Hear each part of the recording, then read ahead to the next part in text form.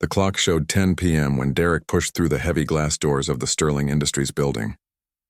The cold November wind followed him inside, making him zip up his security guard jacket a little higher. He'd been working this shift for almost 3 years now, and honestly, he didn't mind it. Sure, the pay wasn't great, but there was something peaceful about the quiet nights in this massive corporate tower. Derek walked across the polished marble floor, his footsteps echoing in the empty lobby. The building had 40 floors, and during the day, thousands of people rushed in and out. But at night, it was just him, the cleaning crew, and whoever was working late upstairs. He liked it that way. No drama, no pressure, just making sure everything stayed safe and secure. He settled into his chair behind the security desk, logging into the computer system to start his shift. The monitors in front of him showed different camera feeds from around the building. Everything looked normal, quiet, just another Tuesday night. But then something caught his eye near the entrance. An elderly man was standing by the revolving doors, and something about him didn't look right. Derek had learned to notice these things. The man was maybe in his late 70s, dressed in a simple jacket and slacks that had seen better days. He carried an old leather briefcase that was worn at the edges. But what really got Derek's attention was how the man swayed slightly, reaching out to steady himself against the wall. Derek didn't hesitate. He got up from his desk and walked quickly toward the entrance. "Sir, you okay there?" Derek called out as he approached. The elderly man looked up, his face pale and covered with a light sheen of sweat despite the cold outside. "Oh yes, I'm fine, young man. Just need a moment." Derek could see he definitely wasn't fine. "Here, let me help you. Come sit down for a minute." He gently took the man's arm and guided him to one of the leather benches in the lobby. The man didn't protest, which told Derek everything he needed to know. When someone's too weak to argue, that's when you know they really need help. "My name's Derek. What's yours?" "Henry," the man said, lowering himself carefully onto the bench. "Thank you. I'm sorry to be a trouble." "No trouble at all, Henry. That's what I'm here for." Derek knelt down to look at him more closely. The man's hands were trembling slightly. "When's the last time you ate something?" Henry thought for a moment, his brow furrowing. I'm not entirely sure. "This morning, I think?" Derek shook his head. "That's way too long. You diabetic by any chance?" Henry's eyes widened slightly. "How did you know?" "My uncle has diabetes. You've got that same look he gets when his sugar drops too low." Derek stood up. "Hold on 1 second, don't move." He jogged back to the security desk and grabbed his lunch bag from underneath. When he returned, he pulled out a sandwich his mom had made him that morning. Turkey and cheese, nothing fancy, but it would do the job. "Here," Derek said, unwrapping it and handing half to Henry. "Eat this, and I'm going to get you some water." "Oh no, I couldn't possibly take your dinner," Henry protested weakly. "Sure you can. I packed extra anyway." That was a lie, but Derek figured he could grab something from the vending machine later. "Come on now, eat up." While Henry slowly ate the sandwich, Derek went to the water cooler and filled a cup. He also grabbed the first aid kit from behind his desk. Inside was a blood glucose meter that the building kept for emergencies. "You know how to use one of these?" Derek asked, showing Henry the glucose meter. "Yes, I do." "Good, let's check your levels. Make sure you're all right." Henry tested his blood sugar, and Derek watched the number pop up on the small screen. It was low, just like he'd thought. Not dangerously low, but low enough to make someone feel dizzy and weak. "You need to eat that whole sandwich, Henry, and here's some water. Drink slowly." Derek sat down on the bench next to him, watching to make sure the older man was okay. The lobby was quiet except for the sound of Henry chewing and the soft hum of the building's heating system. "Do you have someone coming to pick you up?" Derek asked. Henry nodded, swallowing his food. "Yes, I have a driver. He should be here soon. I have an important meeting, you see." Derek glanced at his watch. "A meeting at this hour?" "Sometimes business doesn't follow regular hours," Henry said with a small smile. "I hear that. Well, you just take your time. Rest as long as you need. I'll keep an eye out for your driver." They sat in comfortable silence for a few minutes. The color was starting to come back to Henry's face, which was a good sign. Derek kept the first aid kit nearby just in case. "You've been very kind," Henry said after a while. "Most people would have just walked past." Derek shrugged. "That's not how I was raised. My mom always told me to help people when you can. Besides, it's no big deal." "It's a very big deal to me," Henry said quietly. "Tell me, Derek, how long have you worked here?" "About 3 years now. Night shift 5 days a week. And do you enjoy it?" Derek thought about the question. Yeah, actually. I mean, it's not what I plan to do forever, but it's good work. Honest work. And it lets me help my family during the day. What do you do during the day? Henry asked, genuinely curious. I help my mom run a community center in our neighborhood. Nothing fancy. Just a place where kids can go after school, stay off the streets, do their homework. We run some programs, basketball league, tutoring, that kind of thing. Henry's eyes lit up with interest. That sounds wonderful. Is it difficult to manage? Sometimes, Derek admitted. Money's always tight. We're always trying to figure out how to keep the lights on, pay for supplies, stuff like that. But it's worth it. Those kids need a safe place, you know? Somewhere they feel like they matter. Clearly they matter to you, Henry observed. Derek smiled. Yeah, they do. Actually, that's why I work this shift. During the day I can be at the center, help the kids fix things that break. Then I come here at night, earn money to help keep everything going. What about your own dreams? Henry asked. Your own education? Derek looked down at his hands. I was in college for a bit. Business management. But my little sister got accepted to a really good school, and somebody had to help pay for that. Mom works hard, but she can't cover everything, so I put my stuff on hold for now. That's quite a sacrifice. Nah, Derek said, shaking his head. Family takes care of family. That's just how it is. I'll get back to school eventually. Right now, my sister needs her shot. She's smart, way smarter than me. She's gonna do something amazing. Henry studied Derek's face for a long moment, something thoughtful in his expression. Before he could respond, Derek's radio crackled to life. Derek, there's a Blacktown car pulling up to the main entrance, one of the parking attendants said through the speaker. That must be for you, Derek said, standing up. How you feeling? Think you can make it to the car? Henry stood slowly, testing his legs. Much better, thanks to you. That sandwich did the trick. Good.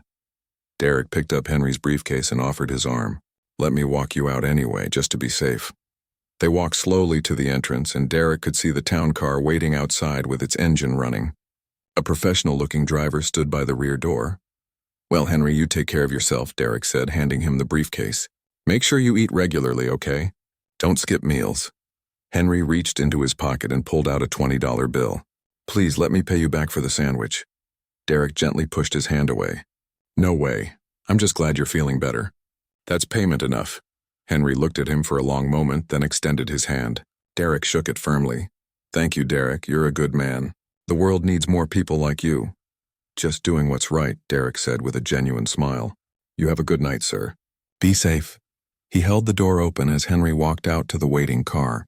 The driver helped him inside, and Derek watched as the town car pulled away into the Chicago night, its red taillights disappearing around the corner. Derek walked back to his security desk, his stomach grumbling a bit now that he remembered he'd given away his dinner. He grabbed some coins from his pocket and headed to the vending machine, settling for a bag of chips and a candy bar. Just another night at work, he thought, logging the incident in his shift report. He had no idea that the simple act of sharing his sandwich was about to change his entire life.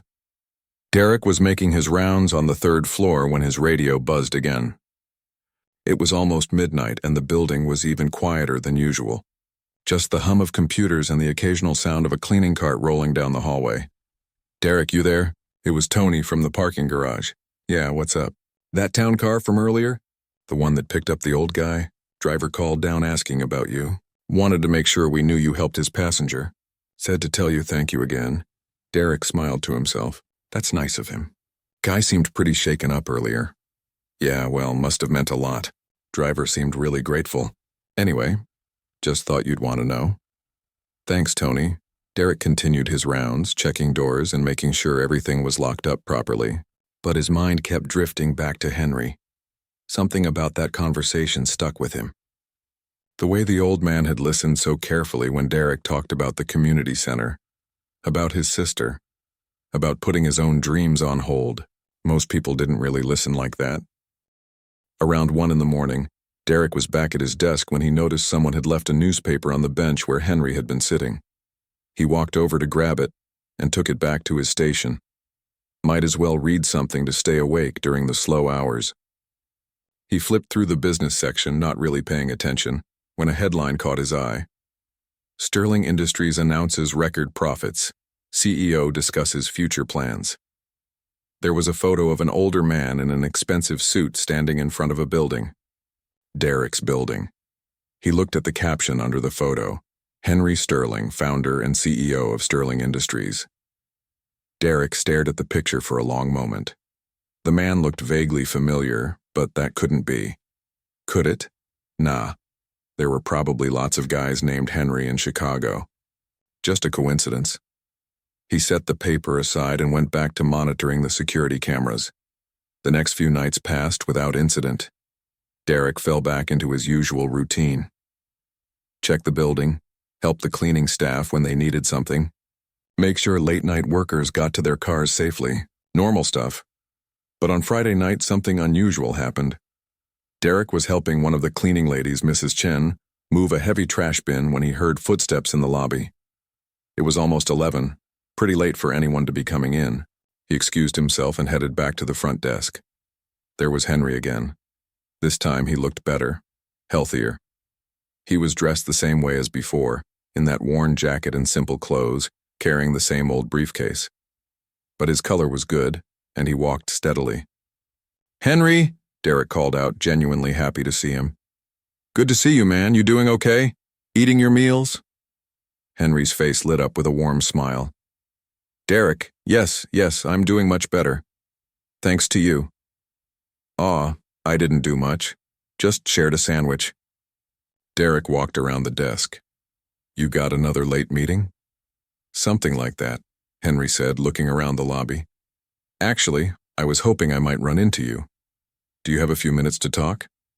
"Sure, of course. Everything all right?" "Everything's fine. Better than fine, actually." Henry gestured toward the bench. "Mind if we sit?" They settled onto the same bench as before. Derek noticed that Henry seemed different tonight. More alert, more focused, like he had something specific on his mind. "Derek, I've been thinking a lot about our conversation the other night," Henry began. "About your community center.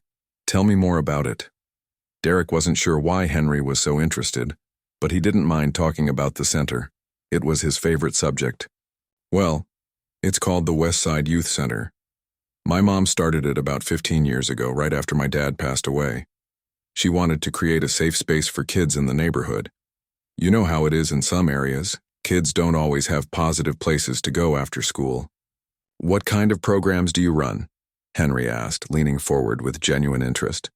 "We've got tutoring, mostly volunteers from the local high school and college. We run a basketball league in the winter, soccer in the summer. We have a computer lab, though half the computers are pretty old and slow.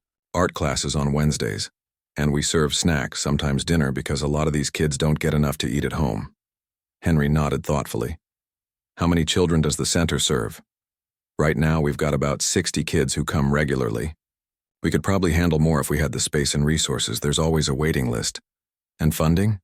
How do you manage that?" Derek sighed. "That's the hard part. We get a small grant from the city, and people in the community donate what they can. We do fundraisers, bake sales, car washes, that kind of thing. But honestly, we're always one broken heater or one major repair away from having to close. It keeps Mom up at night." "What would you do if money wasn't an issue?" Henry asked. "If you could expand, improve things, what would that look like?" Derek leaned back thinking. Nobody had ever asked him that before.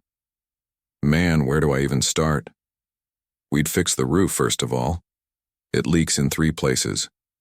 We'd get new computers, expand the tutoring program, maybe hire some actual teachers instead of relying only on volunteers. We'd love to offer music lessons. Some of these kids have so much talent, but they never get the chance to develop it." He was getting excited now, his words coming faster. "We'd expand the building, add a proper gym instead of just using the old basketball court outside. Maybe start a mentorship program, connect kids with successful people in different careers so they can see what's possible. And a library, a real library with new books, not just donated ones from 30 years ago." Henry smiled, watching Derek's face light up as he talked. "You've clearly thought about this." "Yeah, well, dreaming is free," Derek said with a slight laugh. "Making it happen is the expensive part." "Why do you do it?" Henry asked quietly. "You work here all night, help at the center all day. That doesn't leave much time for yourself. Why not just live your own life?" Derek was quiet for a moment, thinking about how to explain it. You ever feel like you're supposed to do something? Like, not because someone's making you, but because you can't imagine not doing it? Henry nodded slowly. Those kids at the center, they're not just statistics or charity cases. They're real people with real dreams. There's this one kid, Tommy. He's 12. Smartest kid I've ever met. He wants to be an engineer. But his mom works 2 jobs, and his dad's not around. Without the center, where's he going to do his homework? Who's going to help him with algebra? Who's going to tell him that, yeah, he can be an engineer, even though nobody in his family ever went to college? Derek's voice was passionate now. Or there's this girl, Lisa. She's 14. She draws these amazing pictures like museum-quality stuff. But her family can barely afford pencils, let alone art supplies. At the center, she gets to use real art materials. She gets to be an artist, even if it's just for a few hours a week. He looked at Henry directly. That's why I do it. Because maybe I can't change the whole world, but I can change the world for those 60 kids. And if they grow up and do something good with their lives, maybe they'll help somebody else. It's like paying it forward, you know? Henry was quiet for a long moment, his eyes thoughtful. Your mother must be very proud of you. I hope so. She's the one who taught me to care about people. She's the real hero in all this. I'm just trying to be half the person she is. And your own education? Henry pressed gently. Your business degree, do you ever regret putting that on hold? Derek shrugged. Sometimes. I mean, yeah, I'd love to finish. I was learning a lot, and I think it would help me run the center better, understand budgets and management and all that. But my sister, she's got a real shot at something big. She's studying to be a doctor. The world needs good doctors more than it needs another guy with a business degree. I disagree, Henry said firmly. The world needs people who understand business and have a heart for service. That combination is rare and valuable. Before Derek could respond, his radio crackled. Derek, we've got a delivery guy who's lost on the 17th floor. Can you help him out? Derek stood up. Duty calls. Sorry, Henry. No apologies necessary. Thank you for talking with me. You've given me a lot to think about. As Derek walked toward the elevator, he called back over his shoulder. You take care of yourself, Henry. And seriously, eat regular meals. Henry watched him go, a small smile on his face. He pulled out his phone and dialed a number. Catherine? It's me. I need you to do something first thing Monday morning. I want a full background check on Derek Williams, the security guard I told you about, and I want to know everything about the Westside Youth Center. Who runs it, their financial situation, everything. He paused, listening. Because I think I've found exactly what I've been looking for. Someone who understands that success isn't just about making money, it's about making a difference. Henry ended the call and watched as Derek helped a confused delivery driver find his way. Even from across the lobby, he could hear Derek's patient, friendly tone. Yes, Henry thought to himself. This is the one. He picked up his briefcase and walked toward the exit, already making plans. Plans that would change Derek's life in ways the young man couldn't begin to imagine. Monday morning started like any other day for Derek.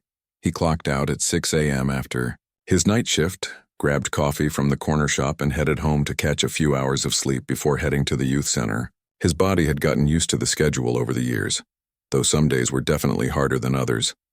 He was deep asleep when his phone started ringing.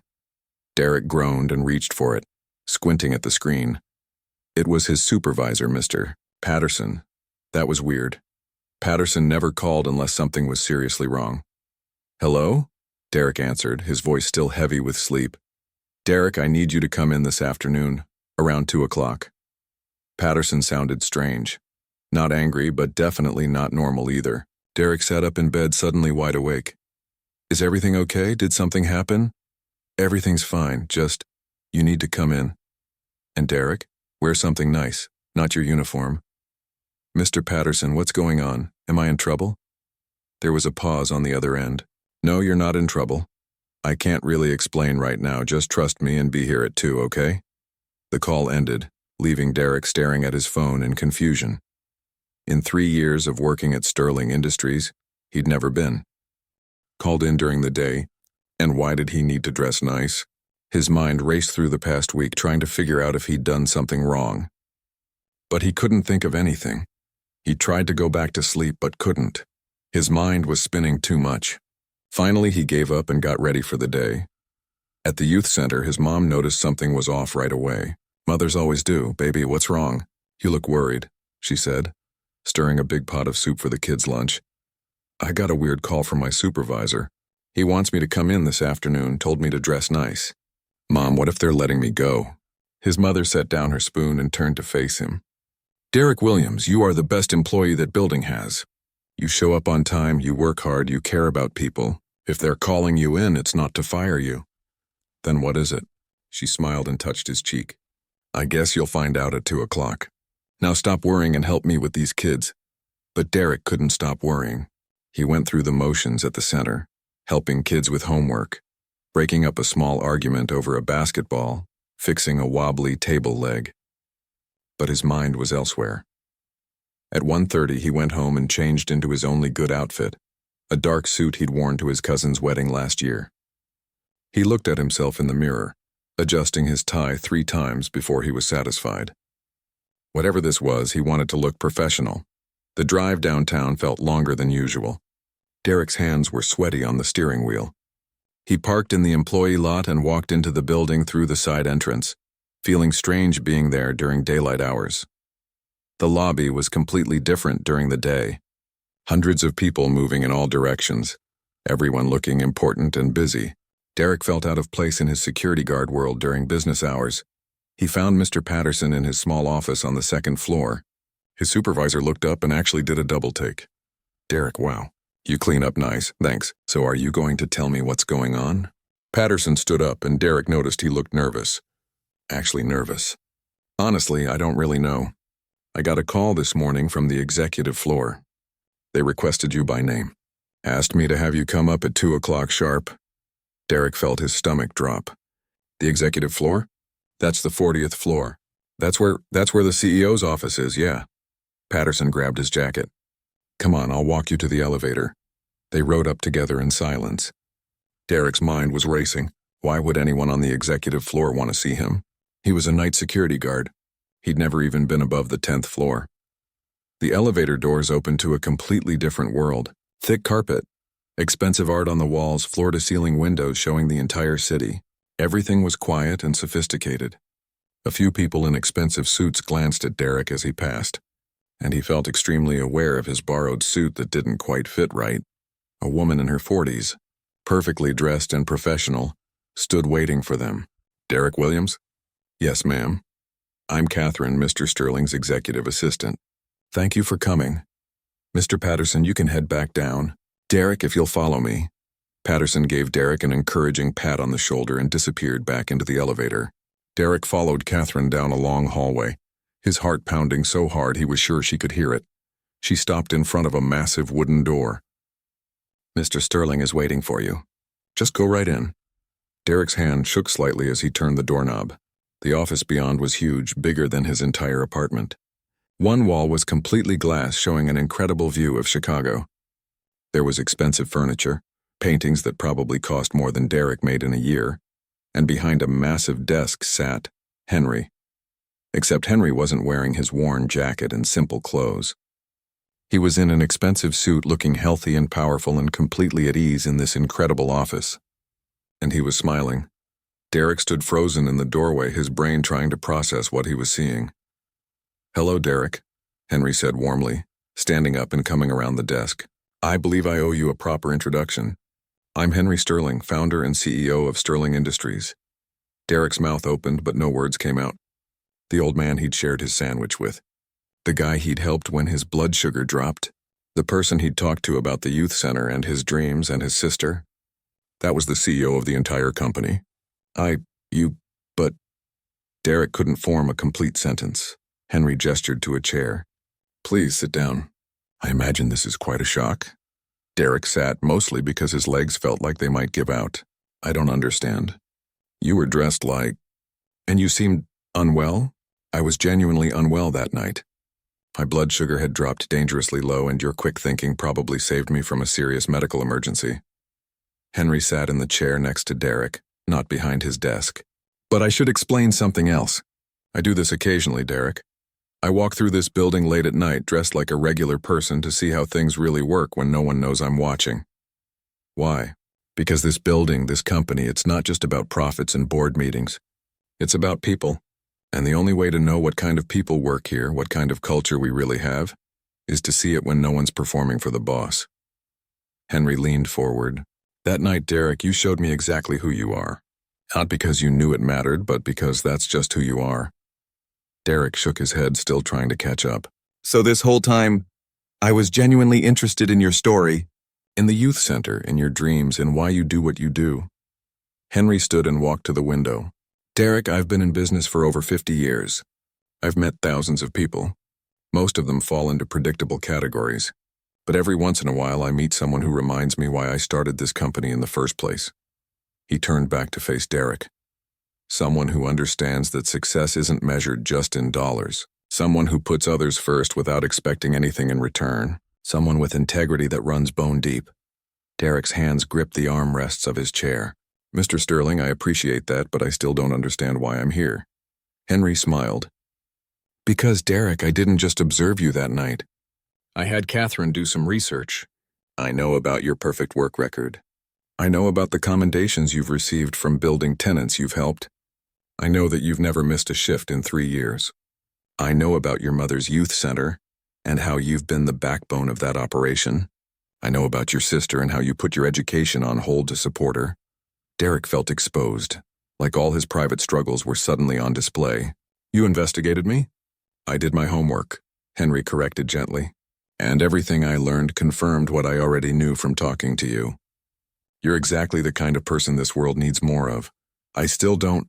Derek, Henry interrupted, coming back to sit down. I'm 78 years old. I've built this company from nothing into what it is today. But I've never forgotten where I came from. 60 years ago, I was a lot like you, working multiple jobs, supporting my family, dreaming of something more but putting everyone else first. He paused, his eyes distant with memory. And then someone gave me a chance. Someone saw potential in me and invested in my future. That investment changed my life. And it's allowed me to build all of this. For 60 years, Derek, I've been looking for the right person to pay that forward to. Derek's heart was pounding again, but for a different reason now. That night in the lobby, Henry continued, when you shared your sandwich with a stranger, when you talked about those kids at the center with such passion, when you explained why you put your dreams on hold for your family, that's when I knew. You're the one.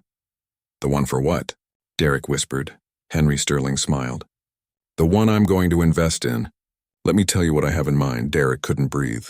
He sat there in that expensive chair, in that incredible office, watching Henry Sterling look at him with this expression that was both kind and serious at the same time. I'm going to be direct with you, Derek, because I think you appreciate honesty, Henry said, settling back into his chair. I want to offer you a full scholarship to finish your business degree. Northwestern University. They have one of the best business programs in the country. Derek's mouth fell open. What? A full scholarship. Tuition, books, everything covered. You'd be able to go to school without worrying about the cost. Mr. Sterling, I can't possibly... Henry held up his hand. Let me finish. When you graduate, you'll have a guaranteed position here at Sterling Industries. Management track. You'll start in our community outreach division, which frankly needs someone with your perspective and passion. But this won't be a charity position, Derek. You'll earn it. You'll work for it. I'm investing in you because I believe you have the potential to be a leader in this company. Derek felt dizzy. This couldn't be real. Things like this didn't happen to people like him. Mr. Sterling, this is incredibly generous, but my sister's tuition will continue to be covered. I'm not asking you to stop supporting your family. I'm asking you to also invest in yourself. Henry leaned forward. Derek, you've been putting yourself last for years. That's admirable. But at some point, you need to build your own foundation too. Otherwise, how can you help anyone else in the long run? It made sense, but Derek's head was still spinning. I don't know what to say. There's more, Henry continued. I've looked into the Westside Youth Center. I've seen the financial reports, the waiting list, the condition of the building. Sterling Industries is going to donate $500,000 to renovate and expand the facility. Derek actually stood up from his chair without meaning to. $500,000? That's enough to fix the roof, upgrade the computer lab, expand the building, hire proper staff, and fund operations for several years, Henry said calmly. Additionally, Sterling Industries will become an ongoing corporate sponsor.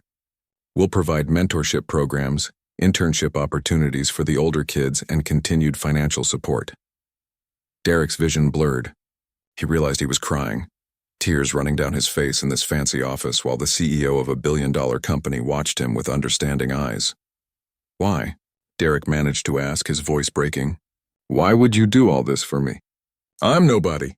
I'm just a security guard who shared a sandwich. Henry stood and walked over to him, placing a hand on Derek's shoulder. You want to know why? Sit back down and let me tell you a story. Derek sat, wiping his eyes with the back of his hand, feeling embarrassed but unable to stop the tears.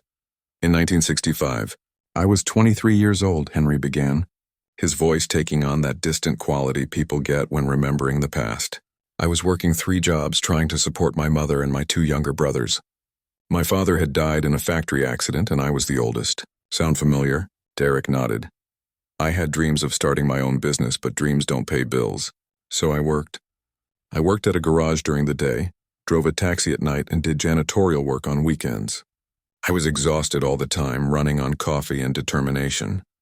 Henry walked back to the window, looking out at the city. One night I was cleaning an office building much like this one, but smaller. I wasn't feeling well, hadn't eaten all day because I was saving money. I collapsed in the hallway, and a man found me. His name was Richard Chen. He was an executive at the company that owned the building. What did he do? Derek asked quietly. He could have just called an ambulance and gone about his business, but he didn't. He took me to the hospital, stayed with me, made sure I was okay. And then Derek, he did something that changed my entire life. He asked me about myself. Really asked, really listened. Just like you did with me that night. Henry turned back to face Derek. When I told him about my dreams of starting a business, he didn't laugh. He didn't tell me to be realistic. Instead, he became my mentor. He introduced me to people, taught me about business, and eventually he invested in my first company, $50,000, which in 1967 was a fortune. $50,000? Derek whispered. He took a chance on me. Not because I had credentials or connections, but because he saw something in me. Character, drive, integrity. And that investment, Derek, that belief in a struggling young man, became all of this. He gestured around the office. Sterling Industries exists because someone saw potential in me and gave me a shot. Derek was listening intently now, his tears drying on his cheeks. Richard Chen passed away 15 years ago. Henry continued, his voice soft with emotion. Before he died, I thanked him for everything he'd done for me. You know what he said? He said, Henry, you don't pay this back. You pay it forward. Find someone who needs what I gave you and give it to them. I promised him I would, but I needed to find the right person. Henry came and sat down next to Derek again. I've been looking for years, Derek. I've met thousands of young people. Smart people, talented people, ambitious people, but there was always something missing. They were in it for themselves. They wanted success, but they didn't want to serve. They wanted to climb the ladder, but they didn't want to help anyone else up.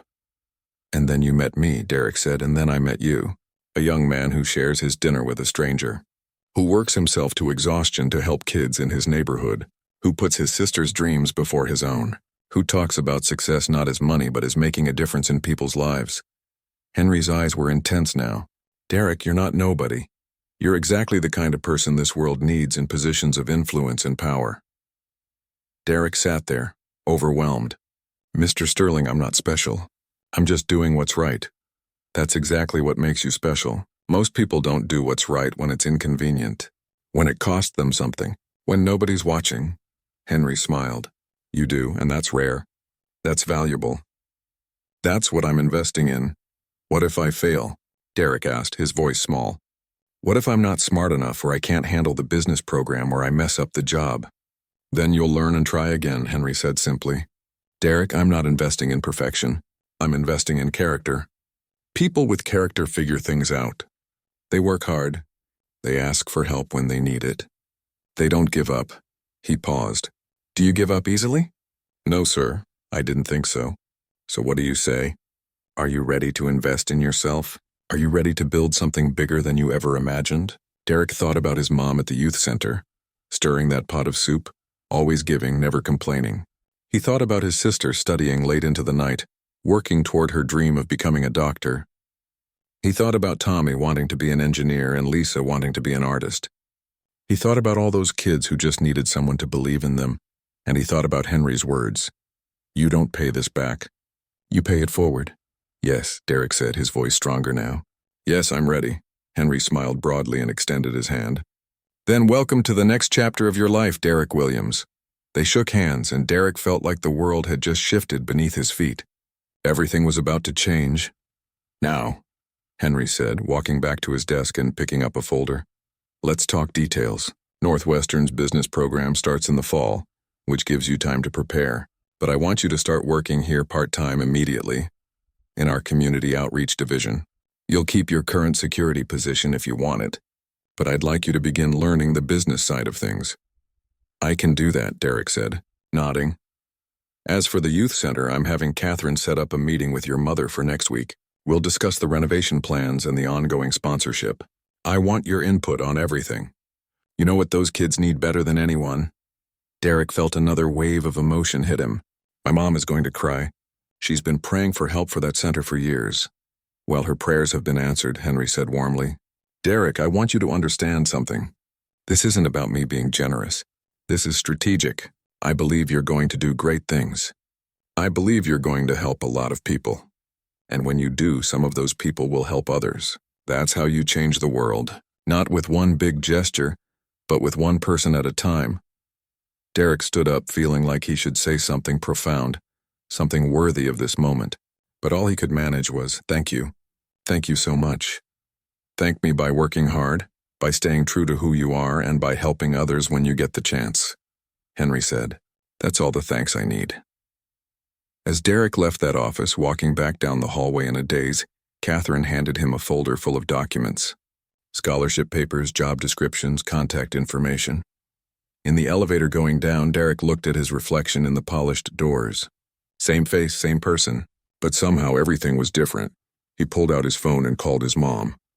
Baby, how did it go? What happened? Derek started crying again right there in the elevator. Mom, you're not going to believe this. 6 months had passed since that day in Henry Sterling's office, and Derek still sometimes had to pinch himself to make sure it was all real. He stood in front of his bathroom mirror, adjusting his tie for class. Northwestern. He was actually going to Northwestern University. Every time he walked onto that campus past students who'd probably never worked a night shift in their lives, he felt this mix of pride and disbelief. The business classes were harder than he'd expected. Not impossible, but challenging. There were nights when he stayed up late studying, his head swimming with concepts like supply chain management and financial forecasting. But he loved it. Every single exhausting minute of it. His phone buzzed with a text from Henry. Don't forget lunch today. 12:30. I want to hear about your marketing project. Derek smiled. He and Henry met for lunch at least twice a month now. What had started as a mentorship had become something more like family. Henry would ask about his classes, offer advice, share stories from his own business experiences, and Derek would listen, learning not just from the words, but from the man himself. But today wasn't just about lunch with Henry. Today was special for another reason. Today was the grand reopening of the Westside Youth Center. Derek drove through his old neighborhood, seeing it with new eyes. Some things hadn't changed. The corner store where he used to buy cheap coffee, the basketball court where he'd played as a kid, the church where his family went every Sunday. But some things had changed, and the biggest change was straight ahead. The youth center looked completely different. The old tired building with its leaking roof and chipped paint was gone. In its place stood something beautiful. New brick exterior, big windows letting in natural light, a fresh coat of paint in bright, welcoming colors. There was even a new playground out front with modern equipment. Derek parked and sat in his car for a moment, just looking at it. 6 months ago, this had seemed impossible. Now here it was, real and solid and full of hope. Inside was even better. The computer lab now had 20 brand new computers. The gym had been expanded with proper flooring and new basketball hoops. There was an actual library with hundreds of new books. Art supplies filled the shelves in the art room, and in the kitchen, commercial equipment that meant they could serve hot meals to even more kids. His mom was in the main hall, directing volunteers as they set up for the reopening ceremony. When she saw Derek, her whole face lit up. "There's my boy," she said, pulling him into a tight hug. "How you feeling, Mom? Big day. Big day doesn't even cover it, baby." She pulled back, tears already forming in her eyes. "We've got news crews coming, the mayor's going to be here, and we've already had 50 new families sign up for programs." 50? 50? We can actually handle them now, thanks to... She gestured around, unable to find words big enough. Thanks to all this, Derek noticed she looked different too. Less tired, less worn down by worry. The constant stress about money and repairs and whether they'd have to close had lifted from her shoulders. She could focus on what she did best now, helping kids instead of scrambling to keep the lights on. "Tommy's here," she said. "He's been asking for you." Derek found Tommy in the new computer lab sitting at one of the stations, his eyes wide as he explored an engineering design program. "Mr. Derek?" Tommy jumped up, grinning. "Look at this. I can design actual buildings on here. Real engineering stuff." "That's amazing, Tommy. You figure it out already?" "Some of it. There's going to be classes, too. Real engineers from Sterling Industries are going to come teach us." He lowered his voice like he was sharing a secret. "One of them went to MIT, Mr. Derek." Derek ruffled his hair. "You keep working hard, maybe you'll go to MIT, too." "You really think so?" "I know so." He found Lisa in the art room, standing in front of an easel with actual canvas using real oil paints. Her hands moved confidently, creating something beautiful. "Lisa, that's incredible." She turned, paint smudged on her cheek. "Mr. Derek, did you know there's going to be a real art teacher? Someone who went to art school and everything, and they said if we're good enough we might get to show our work in a real gallery downtown." "That's what you deserve, Lisa. Real opportunities." She bit her lip, suddenly emotional. "My mom cried when she saw all this. She said it's like a miracle." Derek thought about what Henry had told him, about Richard Chen, about paying it forward. Not a miracle, just people helping people. That's how it's supposed to work. At noon, the ceremony began. The folding chairs were packed with families from the neighborhood, local reporters, community leaders. Derek stood off to the side, preferring to stay out of the spotlight. This was his mom's moment. But then she called him up to the microphone. "Before we officially cut the ribbon," his mom said, her voice thick with emotion, "I need to tell you all about my son, Derek. Most of you know him. He's been here since day one, fixing what breaks, tutoring kids, coaching basketball, doing whatever needed doing." Derek felt his cheeks get hot as everyone turned to look at him. What you might not know is that Derek is the reason all of this happened. His kindness to a stranger, his willingness to help someone in need, that's what opened this door. And now he's going to business school, learning how to help even more people. But he hasn't forgotten where he comes from. He's still here every chance he gets. The crowd applauded, and Derek saw familiar faces, parents he'd known for years, kids he'd helped with homework, neighbors who'd supported the center through tough times. They were all smiling at him with pride and gratitude. After the ceremony, after the ribbon was cut and the tours were given and the reporters had gotten their footage, Derek sat on the front steps of the center. The sun was starting to set, painting the sky orange and pink. Henry came and sat down next to him. He'd been at the ceremony too, quietly in the back, not wanting attention. "You should be proud," Henry said. "I didn't do this. You did? We did this. Together. That's how it works." Henry looked at the building, at the kids playing on the new playground. "You know what I see when I look at this place?" "What? The future?" "Every kid in there has potential. And now they have resources to match that potential. Some of them will become teachers, doctors, engineers, artists. And some of them, Derek, will remember this place and what it meant to them, and they'll help someone else." Derek nodded, understanding. "Paying it forward." "Exactly." Henry stood up slowly, his age showing just a bit. "Richard Chen gave me a chance. I gave you a chance. You're giving these kids a chance, and someday they'll give someone else a chance. That's how you change the world. Not all at once, but one person at a time." "Henry," Derek said, "I've been thinking. After I graduate, after I've worked at Sterling for a while and learned the ropes, I want to start a foundation.